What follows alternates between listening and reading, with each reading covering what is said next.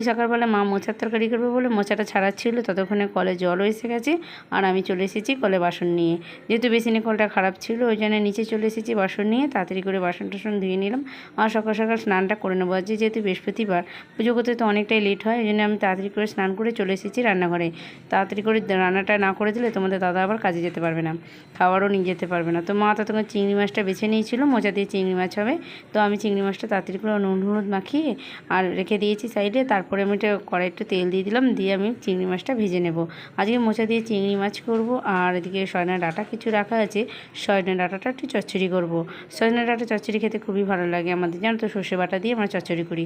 আর এদিকে মা আগে থেকে মোচাটাকে সেদ্ধ করে রেখে দিয়েছিল।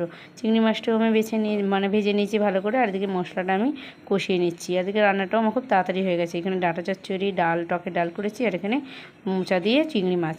তো তাড়াতাড়ি করে রান্না টান্না করে গুছিয়ে তোমাদের দাদাকে দিয়ে দিয়েছি। আর